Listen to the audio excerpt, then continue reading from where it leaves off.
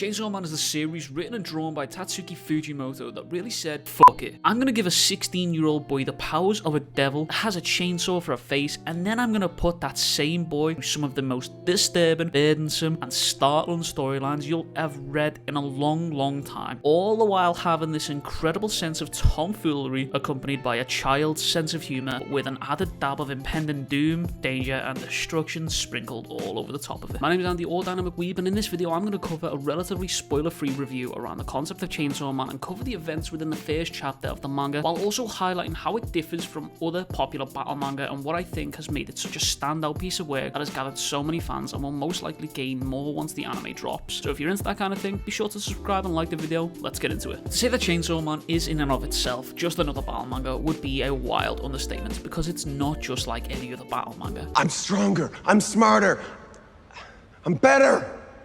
I am better! While we have our main protagonist, Denji, fulfilling his role as our titular hero, Chainsaw Man, it's just like any other manga, there are side characters and villains that help elevate the story and they help take it to a new height. And how they do this is with how they are all written. There aren't any characters in this series that are there for the sake of being there. They all have emotional depth and lore-driven depth, and more importantly, they all have a purpose. There is a reason that every character is here and there at certain points in time.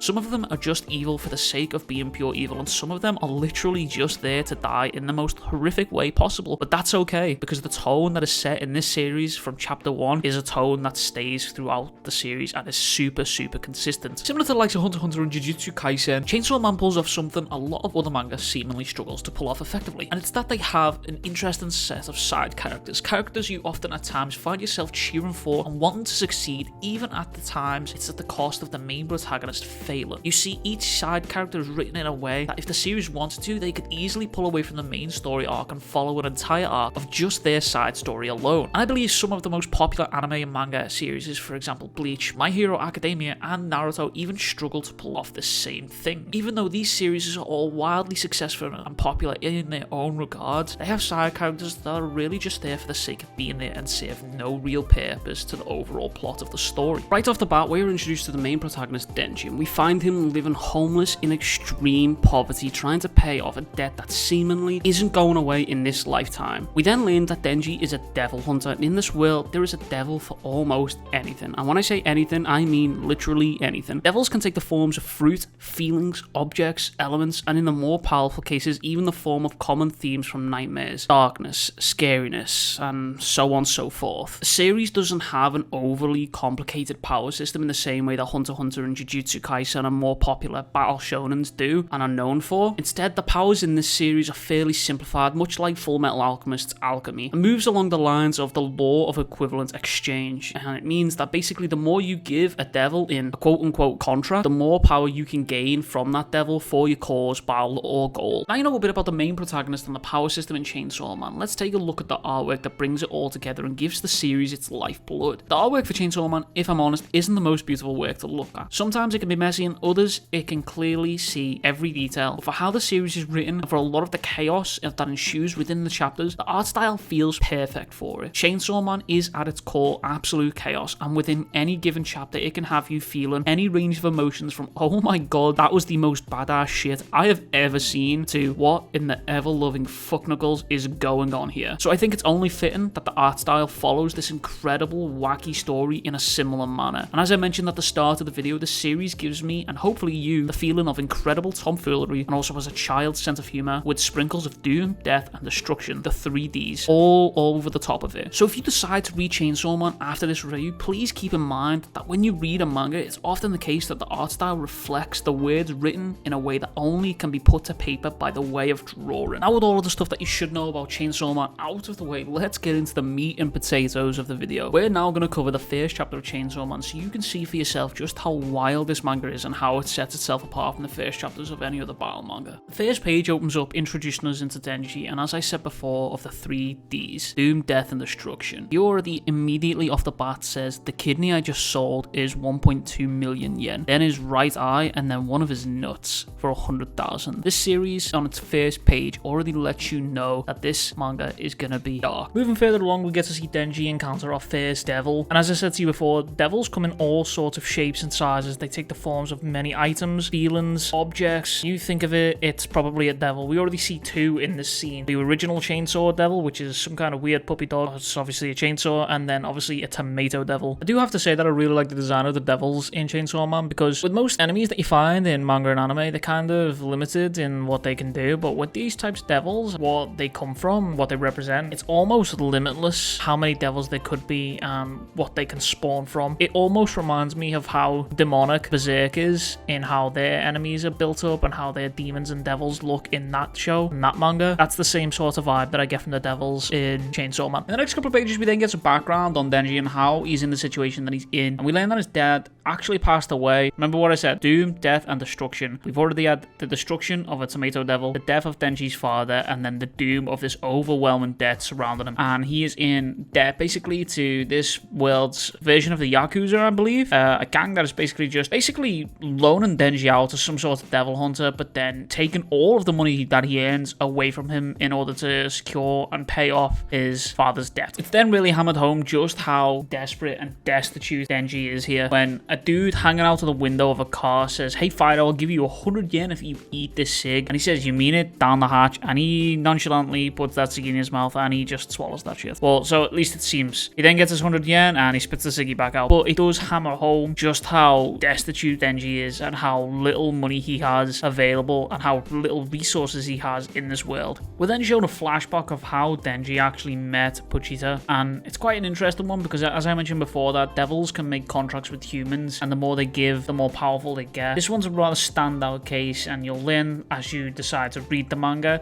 you'll learn as why it's a standout case and why Denji is actually so special in this story. But this shows us our instances of our first ever contract being made in the manga, and the more in-depth these contracts get, the more power gained. This one is a fairly simple, an exchange for blood, in exchange for letting Denji use Pochita's powers for devil slaying, basically. So you remember before when I said doom, death, and destruction, and how this manga is very, very consistent in all three of those. You're about to see your first dose of all three of those all rolled into one nice little neat package here. I also want you to keep in mind that throughout most of the story, Denji is still 16 years of age. He's still just a child. He's had no proper upbringing, no social skills, basically no dreams, no aspirations, all except one, just to hug a girl. That's it. That's all he ever wanted. And this is where it got him. Stabbed in the back and betrayed by the same people that were trying to hire him and make him useful and give him something to do with his life. This is where we see just how brutal Chainsaw Man can be. And this is what I was referring to before with each chapter you read, each page that you read, it can have you feeling any range of emotions from what the fuck is going on right now to, oh my god, that is the most badass shit that I've ever seen in my life. And this right now is, what the fuck is going on? This is where we get to see our third devil of the show, the zombie devil. And this is what I'm talking to you about when I say the devils in Chainsaw Man remind me so much of the demons that are filled in the pages of Berserk. You can't tell me that that is not reminiscent of something from the bowels of hell. The way he's hanging a Yakuza mob boss right there from a tentacle while he floats above them ominously, telling them that he wants the deaths of all devil hunters and then bragging that they've all become their slaves willingly. We're then shown just how truly brutal Chainsaw Man can be by being shown that Denji is being cut to pieces, cut up, and left in a dump. Literally left there dead and cut to pieces. I know I've hammered on and harped on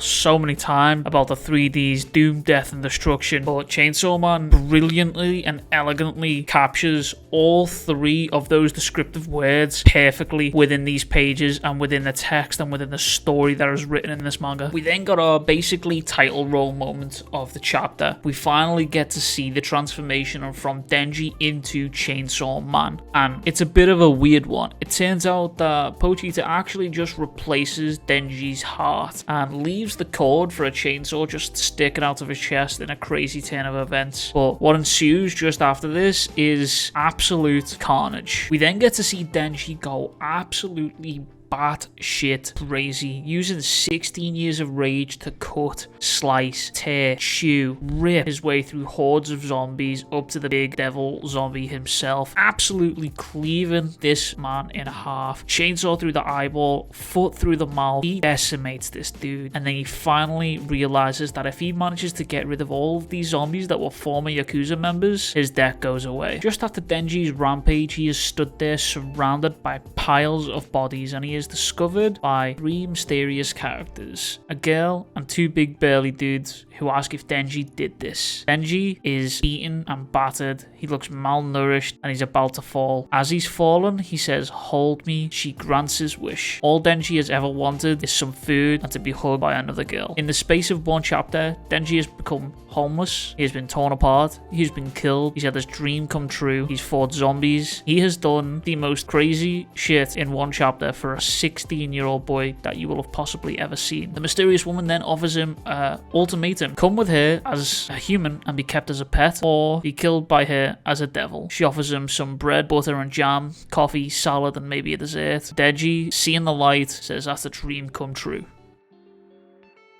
If you like this video and you want to see more like this, be sure to subscribe. I got plenty more in the pipeline coming. I'll be doing weekly reviews of Chainsaw Man and Jujutsu Kaisen and maybe other manga in the near future. And I hope you enjoyed the video. Much love, big kisses, and I'll catch you guys in the next one. Bye bye.